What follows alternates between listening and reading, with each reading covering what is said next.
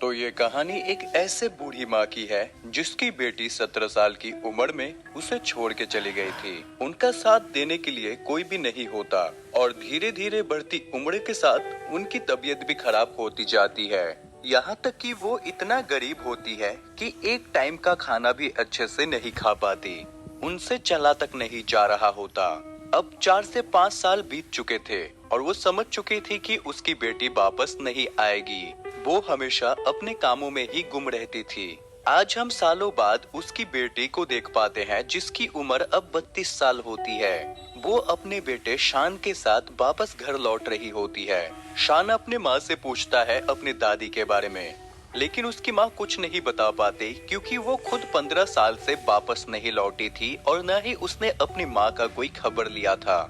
ये लोग जिस बस में आ रहे होते हैं उसमें ही कई सारे लोग अपनी मुर्गी को लेके देख झाक कर रहे होते हैं कि तभी मुर्गी इधर उधर भागने लगती है और वो शान और उसके माँ के कपड़ों को गंदा कर देती है। शान को ये जगह बिल्कुल भी पसंद नहीं आती। वो अपनी माँ से कहता है कि वापस चलो, लेकिन उसकी माँ जैसे तैसे डांट के उसे अपने नानी के घर ले आती है। उसकी माँ अब एकदम बूढ़ी हो चुकी थी। शान की माँ कहती है कि मेरे पति ने मुझे छोड़ दिया और मैं जो काम करती थी वो काम भी अब बर्बाद हो चुका है। मेरे पास कोई काम नहीं है और शहर में कोई भी काम नहीं मिल रहा। यहाँ तक कि हम जिस घर पे रहते थे हमें उस घर को भी बेचना पड़ा।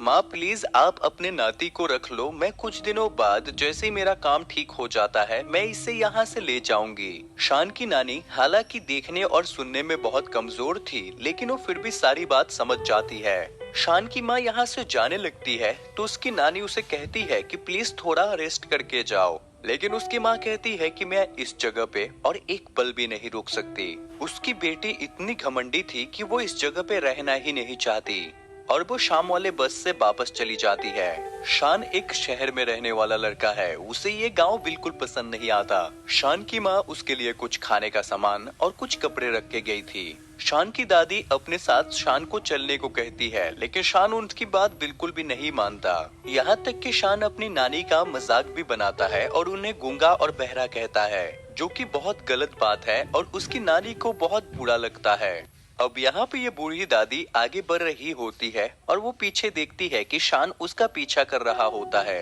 ये लोग घर में चले आते हैं, जिसके बाद रात को दादी शान को खाना देती है। खाना कम होता है, इस वजह से दादी अपने हिस्से का भी शान को खिला देती है। शान हमेशा वीडियो गेम खेलता रहता था और उसकी दादी उसे देखती रहती थी। उन्हें अब अच्छा लगता था कि कोई तो उनके साथ है। इस गांव में पॉटी करने की कोई सुविधा नहीं होती, इस वजह से शान को एक पॉड में पॉटी करना पड़ता है। इस पॉट को उसकी दादी हमेशा अपने हाथों से साफ किया करती थी। शान अपनी दादी को रोज सुबह भारी भरकम पानी लाते देखता है। उसकी दादी के जिंदगी में अब कुछ भी नहीं बचा था। वो एकदम शांत रहती थी और हमेशा एक जगह बैठ के अपनी मौत का इंतजार करती थी। एक दिन एक लड़का इनके घर आता है और वो शान को अपने साथ खेलने को कहता है, लेकिन शान बहुत ही बदमाश था। वो उसे मना कर देता है। शान की दादी हमेशा शान का ख्याल रखती थी और उसे जो भी चाहिए था उसे वो ला देती थी। शान यहाँ पे अकेले रह के थक चुका था, इस वजह से वो एक दिन गांव के नीचे जाता है, लेकिन जब उसे कोई नहीं मिलता तो वो वापस चला आता है। शान की दादी अपने खाली टाइम में कपड़े सिलाई किया करती थी, लेकिन उनकी आंखों से अच्छे से दिखाई नहीं देता, इस वजह से वो शान को धागा डालने को कहती है। शान धागा डाल देता है, लेकिन जितनी बार भी धागा खत्म होता दादी शान को धागा डालने को कहती, जिस वजह से शान बहुत गुस्सा हो जाता। शान वीडियो गेम खेलता है, लेकिन तभी उसकी बैटरी खत्म हो जाती है। शान अपनी दादी से बैटरी खरीदने के लिए पैसे मांगता है, लेकिन उनके पास इतने पैसे ही नहीं होते। शान अपनी दादी को कहता है कि वो अपने माँ से पैसे मांग के उन्हें लौटा देगा, लेकिन दादी फिर बोलती है कि मेरे पास पैसे नहीं है। तो शान उन्हें धक्का दे के यहाँ से चला जाता है। पैसे ना मिलने पे शान अपनी ही दादी को अपना दुश्मन बना लेता है। वो दादी के चप्पल छुपा देता है, जिससे कि दादी को नंगे पाँव पहाड़ चढ़ना पड़ता है पानी लाने के लिए। दादी शान के पॉटी पॉट धो के लाती है, लेकिन शान उसे भी तोड़ देता है। लेकिन शान को किसी भी हालत में बैटरी चाहिए होता है। वो दादी का हेयर पिन चुरा के सीधे शहर की तरफ भागता है ताकि उसे बेच के कोई बैटरी खरीद के ला सके।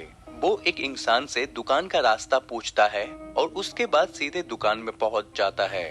दुकानदार उसे कई सारी बैटरी दिखाता है, लेकिन उनमें से कोई भी बैटरी उसके काम की नहीं होती। शानफू दूसरे दुकान में जाता है, लेकिन वहाँ पे भी बैटरी नहीं मिलती। तो वो उस पिन को बेच के कुछ खाने का सोचता है, लेकिन दुकानदार उसे भगा देता है क्योंकि पिन की कोई कीमत ही नहीं होती। शान अपने घर वापस जा रहा होता है, लेकिन अब वो रास्ता भूल चुका था। वो चिल्ला चिल्ला के रोने लगता है। तभी एक आदमी साइकिल से गुजर रहा होता है, तो वो शान की मदद करता है और उसे अपने साथ लेके गांव छोड़ देता है, क्योंकि वो भी उसी गांव का था। शान अपने घर जा ही रहा होता है, तभी वो अपनी दादी को देखता है, जो कि बेसब्री से उसका इंतजार कर रही थी। और ये दोनों अपने घर वापस लौट आते हैं। दूसरे दिन दादी कई सारे कपड़े धो के उन्हें सुखाने के लिए डाल देती है, लेकिन तभी बारिश आ जाता है, तो शान फटाफट सारे कपड़े उतारने लगता है।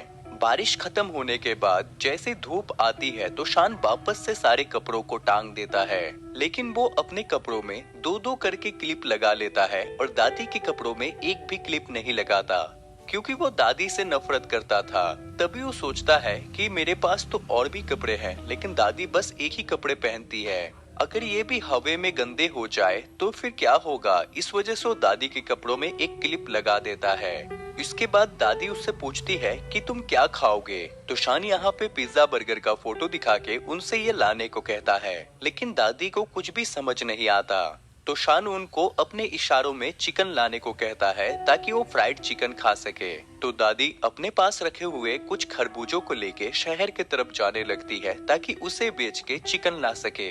लेकिन बाजार से आते वक्त बहुत जोरों से बारिश हो रही होती है, जिस वजह से दादी पूरी भीग चुकी थी। उन्हें बहुत ज्यादा ठंड लग रही होती है, लेकिन वो फिर भी शान के लिए बहुत मेहनत से चिकन बनाती है, क्योंकि बस अब शान ही एक लौता था जिसे दादी इतना प्यार करती थी। वो शान को जाके उठाती है चिकन खाने के लिए। दादी सोच रही थी कि शान को ये वाला खाना बहुत पसंद आएगा, लेकिन जैसे शान इस खाने को देखता है तो वो बहुत गुस्सा हो जाता है, क्योंकि उसे तो होटल वाला फ्राइड चिकन चाहिए था, ना कि कोई उबला हुआ चिकन।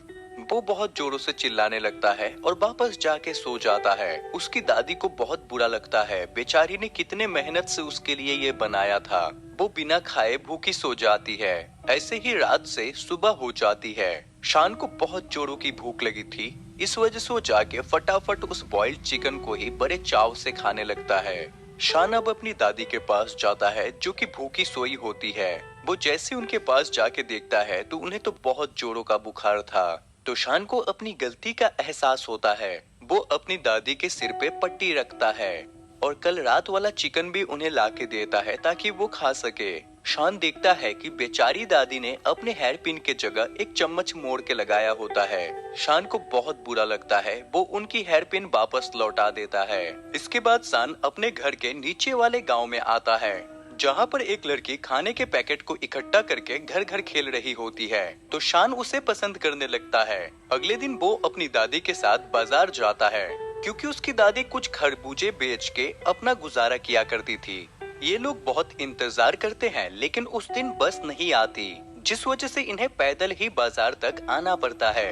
यहाँ पे शान अपनी दादी को किसी लाचार औरत की तरह खरबूजे बेचते देखता है, जिससे कि उसे बहुत बुरा लगता है। उसकी दादी बहुत मुश्किल से खरबूजे बेचती है और कुछ पैसे इकट्ठा करती है, जिससे कि वो शान को नए जूते दिलवाती है। वो शान को एक अच्छे होटल में खाना खिलाती है, लेकिन वो पैसे बचाने के लिए खुद बस पानी पीती है। यहाँ पे शान एक दुकान देखता है जिसमें कई सारी बैटरीज होती है, लेकिन उसे पता था कि पैसे खत्म हो चुके हैं, इस वजह से वो जिद नहीं करता। इसके बाद ये लोग जाके एक बस में चढ़ जाते हैं। तभी बस का कंडक्टर दादी को बताता है कि उसकी दोस्त की तबीयत बहुत खराब है और वो उनसे मिलना चाहती है। तो दादी शान को एक सीट पे बैठा के उससे पूछती है कि तुम्हें कुछ खाना है क्या। तो शान यहाँ पे चोको पाए खाने को कहता है। दादी को चोको पाए का मतलब नहीं पता था, इस वजह से वो सामने खा रहे बच्चे का पैकेट उठा के ले जाती है। दादी अपने दोस्त से आके मिलती है, जिससे कि उन्हें बहुत खुशी होती है।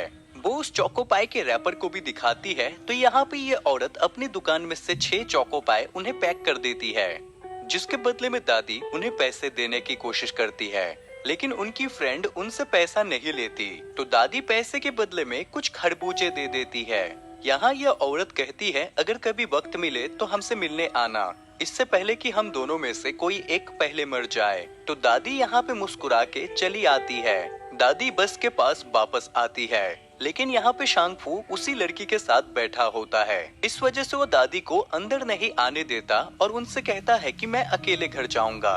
दादी शान से भारी भरकम खरबूजे ले जाने को कहती है, लेकिन शान वो भी नहीं लेता और यहाँ पे बस चल पड़ती है। शानफू बस में बैठा तो होता है, लेकिन वो लड़की उससे बात नहीं करती, बल्कि वो अपने फ्रेंड से बात कर रही होती है।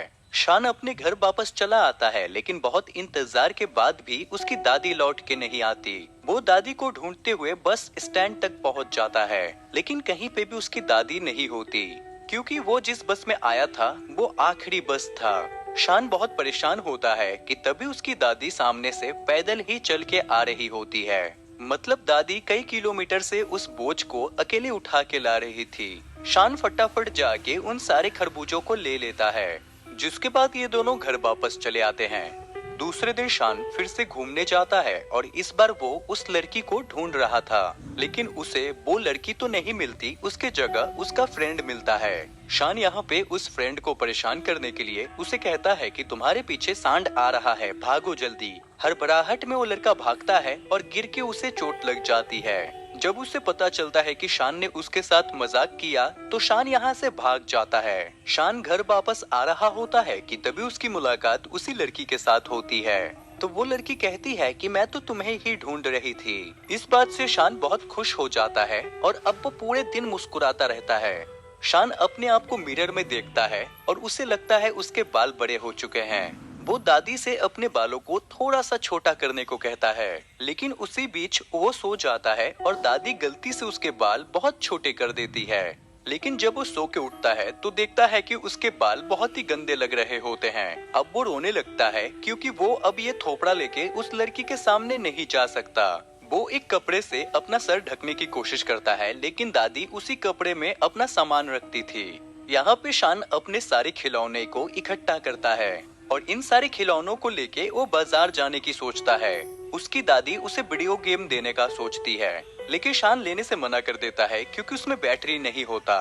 दादी फिर भी चुपके से उसके बैग में गेम डाल देती है। शान सारे खिलौनों को बेच के उसके बदले में एक टेडी बियर ले आता है ताकि वो उस लड़की को दे सके।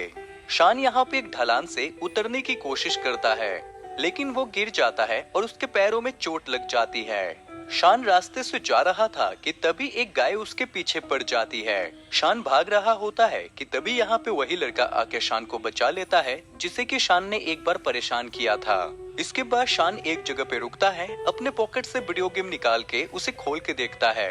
उसके अंदर उसे कुछ पैसे मिलते हैं जो कि उसकी दादी ने उसे दिया था ताकि वो बैटरी खरीद सके। अब ये देख के वो रोने लगता है, जिसके बाद शान रोते रोते अपने घर की तरफ जाने लगता है। जिसके बाद वो जब अपने दादी को अपने सामने खड़ा देखता है तो वो अपने आंसुओं को नहीं रोक पाता और वो जोरों जोरों से रोने लगता है। यहाँ पे शान अब अपनी दादी को पसंद करने लगा था, क्योंकि वो उसका बहुत ख्याल रखती थी। दादी यहाँ पे शान को एक लेटर दिखाती है, जिसमें कि उसकी माँ ने लिखा था कि कुछ ही दिनों में वो उसे वापस लेने चली आएगी। लेकिन शान अपनी दादी के बारे में परेशान होता है।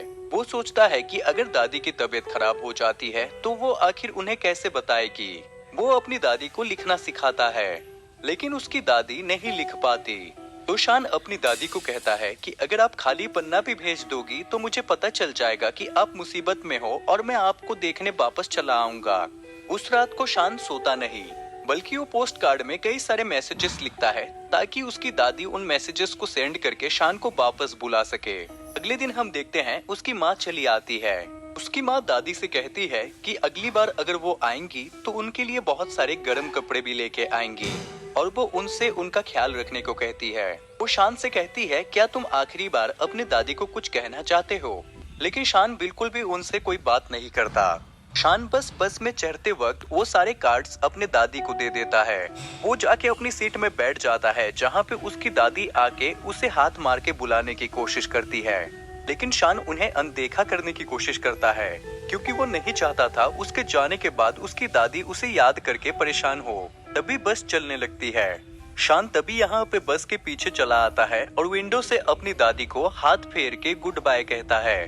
भले शान कितना भी बदमाश बच्चा था, लेकिन अब वो अपनी दादी को पसंद करने लगा था और दादी को भी अब अपनी जिंदगी अकेले ही बितानी थी। और यहीं पे इस मूवी की एंडिंग हो जाती है।